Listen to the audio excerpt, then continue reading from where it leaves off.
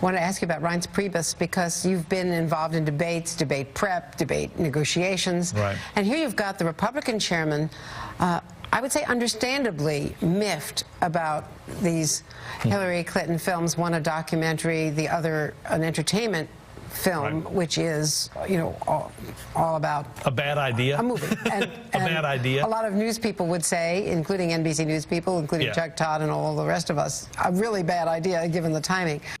Okay, bad idea, bad idea. How many times do we hear bad idea from Robert Gibbs and Chuck and Andrea Mitchell? Welcome back to the Steve Malzberg Show. It's that time. We haven't done it in quite some time, but we welcome in from Malzberg's Media Madness, Noel Sheppard, Associate Editor of Newsbusters.org. Hey, Noel. Hey, how are you, sir? Long time no speak. Yeah, it has been, and it's good to see you and good to get back in the saddle here and Yes, do sir. this. And it's the first time our friends at WFTL in Florida are hearing it, so we got to make this a real good one so they're impressed. But anyway, good. It's always a great one. Okay, so there we have what we have there, and you wrote about this at newsbusters.org, is Andrea Mitchell and Robert Gibbs poo-pooing, calling it a bad idea, this proposed movie and documentary on Hillary, which the head of the RNC addressed and threatened the NBC and CNN that if they get in cahoots with this movie and documentary, they won't be involved in the debate process during the Republican primary. So you wrote a piece saying that what's up here when Gibbs, Mitchell, and Chuck Todd, also who he did not have in that bite, but separately, also called it a nightmare for the network and a bad idea. So what's going on? Well, this was actually kind of peculiar when you think about it. I mean, and you've got Chuck Todd and Andrea Mitchell and Bob Gibbs all within hours of each other coming down on NBC's own production of a Hillary Clinton miniseries. And what was interesting is I started smelling a rat actually here on Wednesday, because the Hollywood Reporter had done a piece quoting longtime friend Harry Thomason, of Designing Women fame, longtime Clinton friend, as saying that he didn't think such a documentary would be favorable to the Clintons, or that Clinton allies would be happy about this. So I thought that was a little bit peculiar, and of course, the Clinton machine known as Media Matters, they came out on Tuesday and asked that CNN and NBC can these projects. So you start thinking, well, wait a minute. When a website that was created by Hillary Clinton to propagandize the nation about Hillary Clinton comes out against these Clinton programs, and Harry Thomason comes out, and then the very following day you get Gibbs and Andrea Mitchell and Chuck Todd, you have to wonder if this is maybe somehow concerted or somehow coordinated. And if clearly at this point the Clintons have come to the conclusion that they don't want these documentaries, and you think to yourself, well, why wouldn't they? Why are Clinton and conceivably Clinton allies, why are they unhappy about this? And it seems to me that they must be thinking that there's going to have to be some information in these shows, as gushing and fawning as they may be. There's going to have to be some negatives in there about the past of the Clintons, or about the Clintons' past, that the Clintons don't want to speak about in 2014 and 2015 and certainly 2016.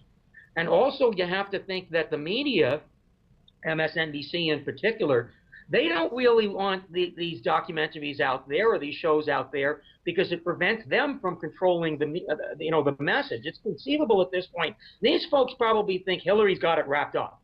Okay, all she's got to do is run out the clock.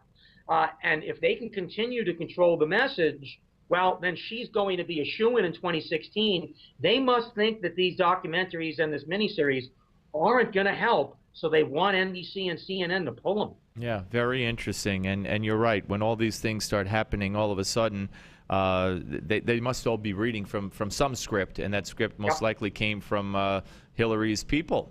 And yeah, it can't be coincidental that Media Matters does this on Tuesday, and then Thomason is talking to the Hollywood Reporter on Wednesday, and all three of these guys on Thursday, in a period of about 4 or 5 hours, they're all saying we got to pull this. Yeah. I smell a rat here. Yeah, no, I couldn't agree with you more. We're talking to Noel Sheppard, associate editor of Newsbusters.org.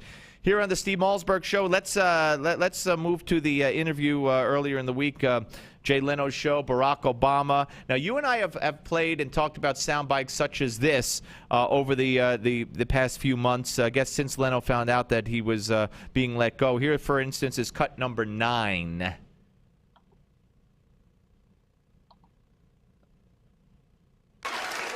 I was going to start off tonight with an Obama joke, but I want to get audited by the IRS, so forget that.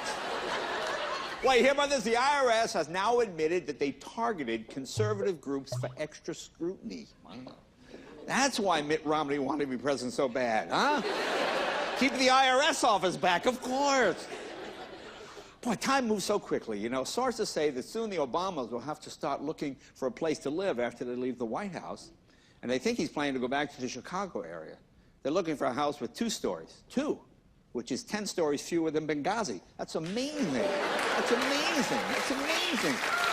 All right, and then, Noel, when he had the president on earlier this week, he did in his monologue actually say that the president sent John McCain to Egypt to try to fix the stuff there. He said, why don't we, I got a better idea, why don't we fix stuff here? And I thought, whoa, this is going to be good, you know, to watch Leno go after Obama. And though he did ask, you know, political questions, you know, Russia, etc., he didn't ask any tough questions. Yeah, I was actually very, very disappointed with Jay's performance, and I think that the reason for that was we've seen him over the past 12 months really comedically going after the White House, going after Obama in a fashion that no comedians had been interested in doing prior. If you recall, there was discussion as recently as like 2010, 2011 about how comics were uncomfortable doing humor, doing jokes about Obama. And Jay began last year, somewhere around July or August, he kind of started going against the grain. So we were expecting a better Jay than what we saw. But when you think about it, you have to ask yourself, is that really Leno's role? I mean, what we've got to realize is that prior to Obama, no sitting president has ever gone on a late-night talk show, ever. I mean, ever. So, and Obama has gone on now Leno's program 4 times. He's done Fallon, and he's also done Letterman. And he's always getting this kind of softball, treatment. Maybe that's what he should get on a late night show. Maybe we were all anticipating something that we shouldn't have anticipated. He's not a journalist. This is, after all, just a comedian. And since there is no protocol here, conceivably what's been established is this is the precedent. And the precedent, again, goes with Fallon and with Letterman. So maybe that means that if there's a Republican president and they go on one of these late night shows, they'll also be treated like this. And if that's the case, then I think that we'll all be fine. I think the problem is we don't expect that to be the case, but we don't know that it won't be the case. So maybe this is the way a late night comedian should, treat the president of the United States with dignity and grace and good humor. And maybe he shouldn't come after him. I don't know. I'm not saying he shouldn't. Right. But maybe that's the protocol that's been established now. Well, maybe, and we'll see if that continues, if by some miracle, and it would take a miracle, in my view, there's a Republican president next up, and he gets to go on these shows, and let's see, or chooses to go on these shows and see how he gets treated or she gets treated. And what was, to me, the most offensive segment was when he brought up health care. And all of a sudden, Jay is telling a story about how in one of the shops that he owns, I guess he owns, an auto shop, he was suddenly able to get, as a result of Obamacare, he was able to get insurance for his. Yeah, I heard that, and I didn't get that. In other words, he made it sound like he couldn't afford it otherwise. Right. No, well, the claim was that because they were over 50, he couldn't get it, which is absurd. So, I mean, and that whole segment about Obamacare, to me, that was the most offensive. Because it was almost like a campaign rally. Yes, absolutely. You had Obama making statements, and then all of a sudden the audience applauded. Yep. And then Obama makes another statement, and the audience applauds. Yep. And then there's Jay Leno, the host, saying, yeah, I was suddenly able to get insurance for my employees. Nyuk, nyuk, nyuk. That bothers me. Yeah, because I can't understand any circumstance where a millionaire employer couldn't insure his workers, whether he had 2 or 102. It doesn't make any sense. Unless they had pre-existing conditions, but even in that situation, even in that circumstance, you could probably pay a much higher premium. Right, So and pre-existing that was offensive. And I recently changed health insurance. Pre-existing conditions, it doesn't mean that they'll never be included in your insurance. I did not have a lapse, but there's some kind of name for it where if you weren't insured prior and you have a condition that was pre-existing, or you have been uninsured for an extended amount of time, there's a name where they give you 3 months or a year where that pre-existing condition isn't covered. It doesn't mean you can never get health insurance for that condition, and certainly doesn't mean you can't get it for any other condition. Well, and what's always been dishonest to me, Steve, about this discussion of pre-existing conditions, okay, is you can't go to a property and casualty insurer and get that insurance company to cover you for an accident or a fire that already Afterward, happened. right. Okay, so if you already have cancer, for example, why is it in an insurance company's interest to insure you for something that you already have? Right. I mean, it's been, to me, a very dishonest discussion. If you put yourself in the position of an insurer, and I own an insurance agency, well, it makes sense why they don't give insurance to people with pre-existing conditions. No, absolutely. All right, let's move on to Rand Paul. Rand Paul was on NPR with John Harwood, and you wrote about this, of course, at newsbusters.org. And Harwood decides to go after him about a previous association with a guy that he co-wrote a book with. And Paul, to his credit, sticks up for himself. Let's listen to cut number 8. This is cut number 8. I used to have something better to read than a bunch of crap from people who don't like me. I mean, that won't make for much of an interview if I have to sit through, reading after recitation of people calling me a racist. No, I understand. I don't accept all of that, and I don't really need to or spend the time going and talking about that. If you want to talk about issues and what I stand for, I'm happy to, but I'm not going to really go through an interview reciting and responding to every yahoo in the world who wants to throw up a canard. I applaud him, man. I really do.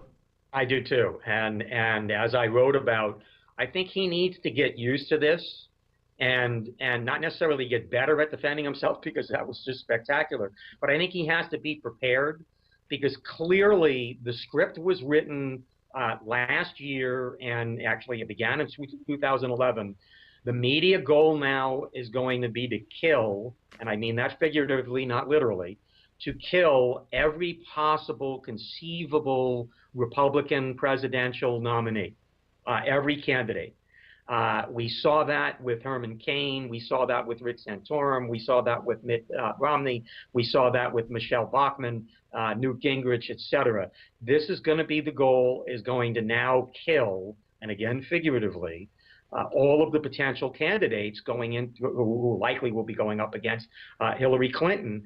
And they're going to start early because they want to knock these people out as quickly as they can. And I think that they see Rand Paul as a very, very serious contender here. And it's not just because he's got Tea Party backing. It's also because he's a very, very bright guy. He's very, very commanding. He does great interviews. And I don't know whether we were going to discuss this, but Chris Matthews this week predicted that Rand Paul is going to be the nominee. Right, I was going to bring that up next. Absolutely, yeah, you wrote about that too. He says this is what I do for a living. Take my word for it. His rationale was based on the previous candidates and what the Republican Party looks like now, and what they stand for. He predicts it's going to be Rand Paul. Yeah, I mean, what he did in that segment is he discussed how campaigns always kind of move between, are we going after the middle and therefore being moderate, or are we going after our base, whether that's to the left for Democrats or to the right for Republicans. And he made the case, and I think it's a good case, that Republicans, or at least conservators at this point, they weren't really that thrilled about George H.W. Bush. They weren't really all that thrilled about Bob Dole, of course. They were very, very disappointed. We conservatives were very disappointed with the free spending ways of George W. Bush. We weren't thrilled with Romney here, and we weren't thrilled with McCain. And these are all people that have largely been in the middle. And he believes that at this point in time, the time is ripe for a significantly more conservative candidate, much further to the right. And he thinks it's going to be Rand Paul. And at this point in time, if you and I look to the future of 2016. To me, I think it's either Rand Paul or Chris Christie, and it's Christie if we want to stay more to the center, and Rand Paul if we want to move more to the right. Here's the deal, though. There's no way on the face of the earth Chris Christie wins a Republican primary nomination. There's no way he could do it. He just what did he do the other day? He said something, or some commercial he had on talked about how Christie-crats, Democrats for Christie, pointed out how proud they were that he took on the Republican Party in the Congress for their ineffective leadership. I mean, you just can't have it every way and then think that conservatives who come out to these primaries are going to nominate you. Look. I'm not sure if it was Ronald Reagan who said this. I think it was Buckley who said, you have to pick the most conservative candidate that can win. And clearly, whether it's McCain and Romney, we haven't done that. Now, obviously, our side makes the case that they were too far to the middle, and that's why we lost. I frankly just don't think either one of them were necessarily great candidates. But I think that after another 2.5 years of Obama, and so a total of 8 years of Obama, I'm just wondering whether there's enough Republicans who vote in primaries who see Christie as being the Republican savior and don't necessarily care about how far to the left he is on certain issues. They just want to beat Hillary. I mean, this is what 2016 conceivably is going to be about, Steve. Yeah, no, we will see. And I hate to break it to you.